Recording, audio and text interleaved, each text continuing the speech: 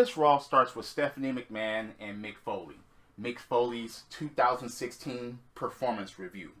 And, of course, they ran down some of the decisions that Mick Foley actually made. Like the Hell in a Cell, the first women's Hell in a Cell, and putting the Cruiserweight division on the line at Survivor Series, and actually, okay, look. And then there was the Undertaker rumor. The Undertaker rumor that the Undertaker was going to be there tonight, and and Stephanie said something that was like jarring to me. When the WWE universe expects something, they want it delivered. Seriously? Look, as a WWE fan ever since I was 2 years old, it doesn't go that way. There's a roller coaster ride, there are ups and downs, and there are certain things that don't happen that we have to accept, and there are things that do happen that we have to accept. That's just the way it is. Expect something, then we want it delivered. No, it doesn't always go that way. Look, if that would be the case, then Cesaro would be world champion right now. But anyway, I digress. So, you get Braun Strowman. No. Seth Rollins comes in first. And, yeah. From there, oh, goodness. Rollins interrupts everything, and then you get Braun Strowman. Braun Strowman comes in, and he says he wants Roman Reigns or Goldberg or else. Of course, Mick tells him that Goldberg is not there, and Roman already has a match tonight, and a brawl ensues between Rollins and Strowman. Talking about, hey, I can help him out, and they actually go at it. You see, that's the way you do it. Monster heel, face, and yeah, they brawl, and Stephanie wants everybody kicked out, and so on and so forth. So that's the way Raw begins. Then the two-on-one handicap match for the United States Championship starts off with everybody coming out, and before the match actually starts, Raw! Nerds! Yeah, Braun Strowman comes out, Roman Reigns goes in the aisle, and they start to brawl. Then Chris Jericho and Kevin Owens join the fray, and they start beating down Roman Reigns. And it's like, all right, yeah, beat him. But the match never starts. Seth Rollins comes out and evens the score with a chair, and basically chairs everybody that's there. Roman Reigns gets a chair as well, and they basically beat Braun Strowman down with a chair so much that Braun just goes out of the ring. And Stephanie McMahon comes out and was like, no, show's not going to begin this way, and this match is not going to be in this way. So the 2-on-1 handicap match will take place later, and then she made a match between Braun Strowman and Seth Rollins, which takes place next. Okay, that's fine. That's absolutely fine. Except that there was no winner between the match because it was a double countout. That actually does a couple of things. It kind of still establishes Braun Strowman as a threat, as a heel, as a monster, and it doesn't get rid of any credibility to Seth Rollins because he didn't get pinned and he didn't submit. Same thing with Braun. He didn't get pinned or he didn't submit. Fine. But after the match, Braun Strowman was going to try to do certain things to Seth Rollins because it was a double countout. After throwing him around, he puts him back in the ring and puts a chair in, and Seth Rollins grabs the chair and just whacks him and whacks him and whacks him and keeps Braun Strowman at bay so he doesn't go back in. So that's the way the show started, with a fucking double countout. But again, it saves face for both individuals that were in the match. And you see, I'm going to address something in another video, because people, idiots, are always trying to make excuses on how certain heels are and how certain heels act. And I'll get to that very, very soon. Because there's a couple of things that I would like to address about a certain quote-unquote heel that can never get the job done alone. But you have... Okay. Sasha and Bayley actually talk backstage. And Sasha is actually encouraging Bayley and actually trying to, encourage her, because after she gets done with Charlotte, Bayley's going to get challenged by Charlotte. Not by Charlotte, by Sasha.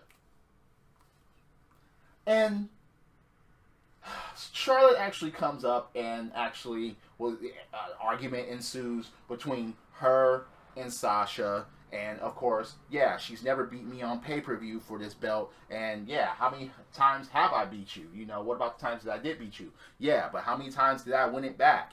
And yeah, I've gotten the best of you, and it was just that. And basically, Charlotte telling Bayley that she never will get the best of her, especially on the fucking pay-per-view, which they highlighted. Then Nia Jax shows up. Now, Sasha is still nursing a leg injury. So, Nia takes out her leg, and Charlotte takes out Bayley, and the heels stand tall. Until Nia Jax just takes Charlotte and pastes her against some crates. Like, bitch, I'm the real threat. You may be the champion, but I'm the real fucking threat. Alright, that's cool. Yeah, that's cool. Run down the history and then run up the two up and coming, because the feud between Charlotte and Sasha is over, and it better stay that way until we get a bigger fucking women's roster on this show. And SmackDown needs that too. But anyway, you get Jack Gallagher against Drew Gulak. Pretty cool showcase of these cruiserweights here. It was a pretty cool showcase. There was a couple of crazy things that Jack Gallagher did. A couple of things that, you know, hasn't been performed in a long fucking time, or maybe even ever. He was kind of trapping Drew Gulak with a leg lock with, you know, it was funny because Drew Gulak couldn't even move, and Jack Gallagher was down there, and, you know, he had his legs, and he actually tripped him, and it was kind of a sight to see. But, once again, the distinguished gentleman was showing off his skills. And he actually won against Drew Gulak. And actually offers parlay to Daivari for 205 Live. They already did the freaking gentleman's duel, and it's like, I understand that they're trying to do feuds and establishing faces and heels on Live 205, so that's fine. Yeah, you got to establish these people. You got to establish these wrestlers. You got to actually maintain the show as far as faces, heels, and who are the fucking threats, and who actually has fucking talent on this show. So, it was okay. It was okay. So, Stephanie and Mick again, because Mick Foley is asking, have you seen Taker? He's asking people in the back, have you seen Taker? And Stephanie finds Mick Foley, was like, look, Undertaker, you have 1 hour to produce him. Oh, okay. So Mick is now sweating bullets. Yeah, he's shitting bricks because Undertaker's still not there yet. Mick Foley says that he promised that Taker's going to be there. Yes, he's going to be here. Don't worry. And Steph was like, no, I need facts. I need results. So by the second hour, Taker must show up. Yeah, Taker must show up. So, you get Shawn Michaels, Heartbreak Kid. He actually comes back. He gets in the ring and promotes his new movie, The Resurrection of Gavin Stone. Okay, it's a movie plug. Who hasn't done that? Who hasn't hit the ring and plugged their movie, whoever was, or it was in the WWE or still is in the WWE? Who hasn't fucking done that, okay? But then Rusev comes out. Rusev, Jinder Mahal, and Lana. Rusev was like, put Lana in the movie. Yeah, it won't be good unless you put my wife, Lana, in the movie. The movie is already done. I don't care. Use CGI. Like that Star Wars movie, like that bad Star Wars movie, use CGI. I'm Rusev Mashiga. Rusev wife, put in movie. Yeah. So you see where this is going, okay? Enzo and Cass, they come out. Of course, they do their usual shtick on the mic. This segment went on a little long, but it got some good jokes in because Enzo and Cass was running down movies that Jinder Mahal, Rusev, and Lana would be in. Starting with what? Oh, by the way, yeah, Enzo said that Lana was a phenomenal actress because, yeah, she wakes up next to Rusev and has to act like she's not repulsed by him. Ha ha ha. Then Big Cass gets the microphone and said that Jinder Mahal, the 40-year-old virgin that he will be starring in, Puss in Boots for Rusev, Beauty and the Beast for Rusev and Lana, and then there was the good, the bad, and the ugly, and then Blow, and then the pianist. Now that was they thought that he said penis, and that joke kind of ran for a little bit, which was, you know, kind of, alright, fine. Pushing the limits of PG, but it's still PG nevertheless. Of course, this leads up to a match. But Rusev was like, shut up, you American Dugs. And Big Cass was like, you got a problem with me and you can settle it. Oh yeah, they make a match against Jinder Mahal. So Big Cass versus Jinder Mahal. Jinder Mahal actually, you know, okay, yeah, but you still can't take him 100% seriously. You just can't. Especially in this match. You had HBK at ringside, and you know he tuned up the band, and he gave that super kick to Rusev. You knew it was going to fucking happen because he was out there. He was either going to do it after the match or, you know, outside the ring, which he did. So, you have Big Cass beat Jinder Mahal in one-on-one match. Okay, fine. Yeah. How you doing? Yeah. How you doing? Yeah, get well, Enzo. We need you in the ring. So, after that, okay, wait. Emelina, when is she coming? What is she going to do? How's she going to be? Is she going to be wrestling Emelina? Okay, this has been going on for months. Just fucking show up, okay? Damn. Neville versus Lince Dorado. Okay. Again, ever since Neville turned heel, he's been acting like a true heel. He's been going in there alone, whooping ass, looking like a fucking threat. His intro has changed. He doesn't do the whole plant, the folk and the fucking the meteor going to the planet explosion. No, he's not the man that gravity forgot anymore. He is the king of the cruiserweights now, self-proclaimed. Good transition. See, this is what heels do. They establish themselves as fucking credible threats, and they go and whoop ass. And once again, the video will be coming later where I address that. And it's once again, it's going to be a certain individual that, in my opinion, ruined wrestling. So, there was no red arrow. Neville wins by submission, and it kind of looked like the Rings of Saturn. By submission. Yeah, so he wraps up Lince Dorado like a Christmas fucking gift, and he wins. Okay, fine. And after the match, more heel tactics, will you? He puts on that fucking hold again. Rich Swann comes out, and they do battle, and Rich Swann gets the upper hand. Once again, good. Establish your threats, establish your faces, establish who is going to be in the lead here, and who's the threat. You gotta establish that, and that's what they fucking did on 2 accounts on this show so far. They did that. Yeah, Neville. Good fucking heel turn. He's not doing all this flippy-floppy stuff anymore. He's not trying to impress the fans. He's trying to be the king of the cruiserweights, and he has his eyes on the prize, and he's establishing himself as a fucking threat. Yes. So, after that, you get Sasha and Bayley storm Stephanie McMahon's office and basically demand Nia and Charlotte for next week. But no. Stephanie is going to make that match for tonight. And Stephanie was like, look, you just don't barge in here asking for anything and demanding for anything. Your shirt may say the boss, but I'm the real boss around here. And Bayley tries to play it nice, and she's like, wait, you're lucky you're even getting a match at the Royal Rumble due to the interference that she caused, even though that Sasha didn't fucking touch anyone. But anyway, Stephanie makes the match for later on in the evening, a tag match between these 4 women. Okay. Fine, even though Sasha is not medically cleared to compete.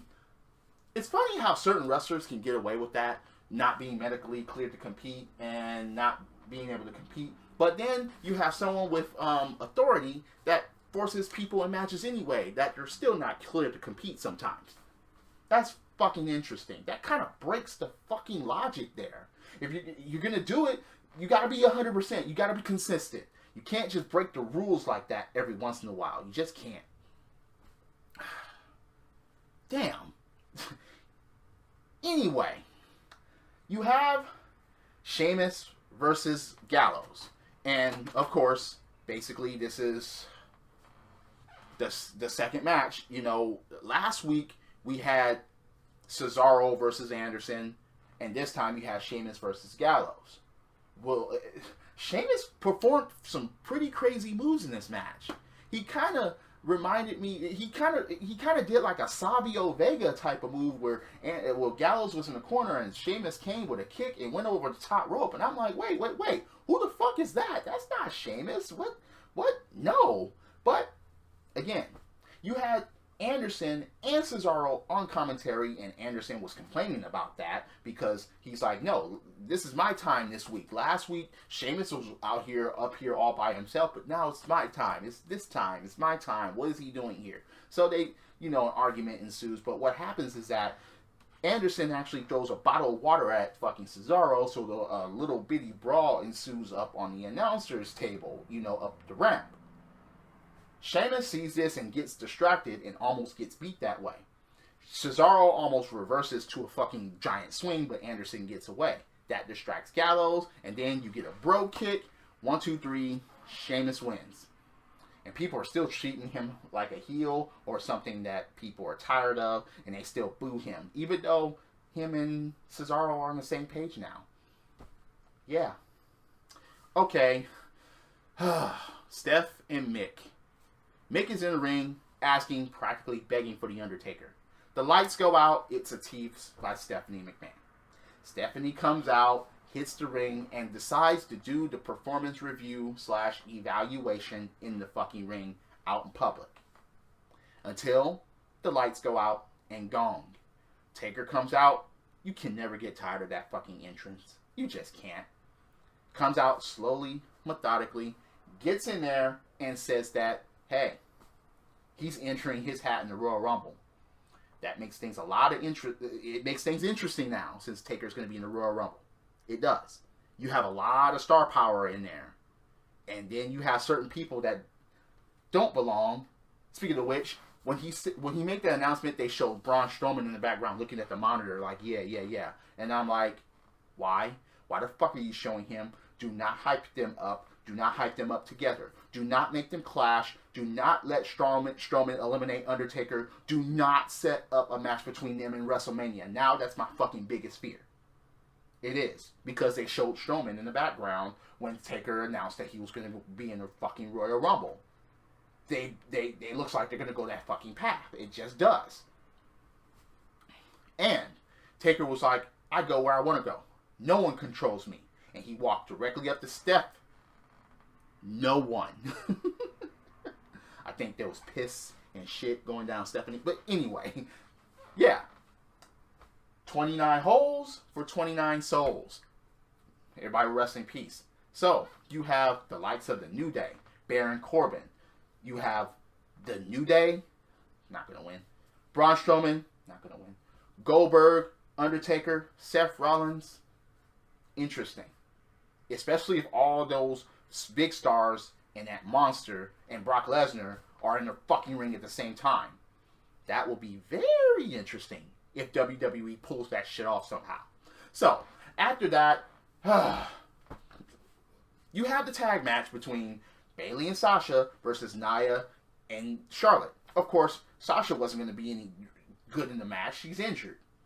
And once they got her out of the equation, it was basically it. But how the match ends is that, okay, Bayley tries to roll up Charlotte. Charlotte had made the tag. Bayley didn't know it. Bayley basically gets ran over by Nia and then gets a leg drop by Nia, and that was it. Okay, fine. Doesn't really fucking mean anything, though. I would have loved to see Nia attack Charlotte after the match, but that didn't fucking happen. Why that didn't fucking happen? That would have made things a lot more fucking interesting, but to no avail. Noam Dar gets a kiss from Alicia Fox, and Alicia tells, Cedric was right. You can't handle a real woman. Oh, God.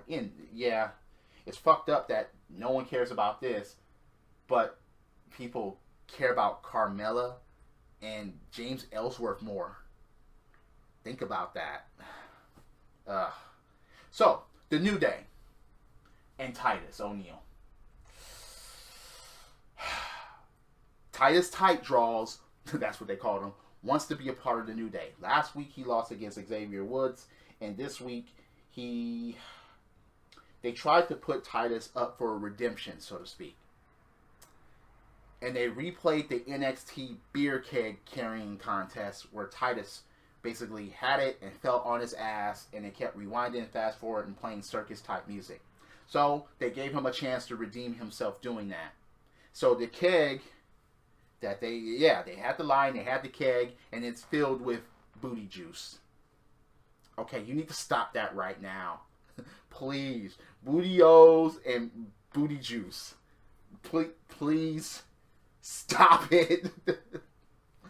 So, Titus O'Neil is actually doing pretty good with this beer keg and running around the ring. And right before he gets to the fucking finish line, he drops the keg and celebrates too early. They play the instant replay. Titus gets all mad. Titus, it's your fucking fault. No, I guess, again, this is still punishment.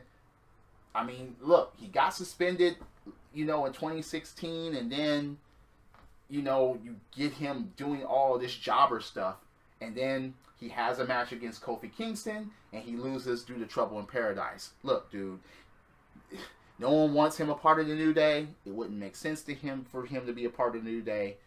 This feud is just like, and see, they have nothing else for the New Day since they lost the tag team championships.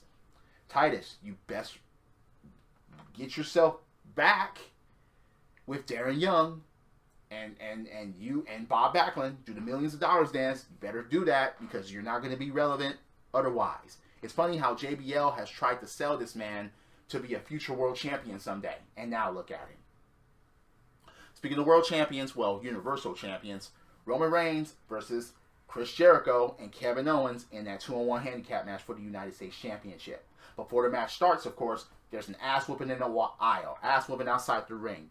Roman Reigns tries to lock Jericho in the fucking shark cage, but to no avail. Kevin Owens is like, fuck that, and they beat They beat Roman Reigns down and actually throw him into the shark cage. Well, throw him into the shark cage. Shark cage goes flying off the fucking ramp, and by the time this actually gets into the ring, it's basically a beatdown. Yes, they tried to do the Roman Reigns magically delicious comeback, and they tried to have him super Roman and actually almost had him beat both Jericho and Kevin Owens, but to no avail. There was a code breaker, and right after the code breaker, there was a power bomb right onto the motherfucking apron by Kevin Owens. They put him in the ring, another code breaker, 1, 2, 3. Chris Jericho is now the United States champion. This is basically the only title that he didn't fucking win. I marked out for a second, and I mean that literally 1 second. Because I was like, yeah! Oh no. Roman Reigns doesn't have a fucking title now, and he has a title shot against the Universal Champion at the Royal Rumble. Please, please, please, please, please, please, do not let him win this fucking Universal Championship. Please. No, please. Even though I didn't want him to be United States champion because he wasn't really doing anything with it, and it took 2 fucking people to beat him out of it. They wasn't going to give it to Sami Zayn. They wasn't going to give it to Braun Strowman. Well, now maybe Sami Zayn can get it from Jericho. But anyway, please, no, don't let him win the Don't let him win the Universal Championship. Please, keep that shit off of him. Have Jericho on the shark cage and actually drop the belt through the fucking shark cage or drop the list or something and let fucking Owens hit fucking Roman Reigns and pin him. Something like that. But that was your Monday Night Raw. What did you think of the show? Did you watch the show? I mean, oh goodness. Please, please, please, no. Don't let Roman Reigns become Universal Champion. No, please. No, okay? I hope Finn Balor is able to return at the Rumble. That would be a sight to see. But anyway, drop kicks, body slams, throw motherfuckers over the top rope, both be hitting the floor. Yes, I'm a wrestling fan. This is the theme, and I'll see you later. Credits.